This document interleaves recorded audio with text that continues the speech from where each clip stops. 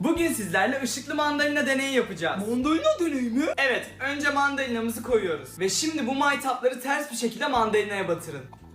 Efsane olacak. Işıkları kapatın ve hazırsanız yakıyorum. Ve işte başlıyoruz. Yanıyor. Sadece izleyin, korkmayın.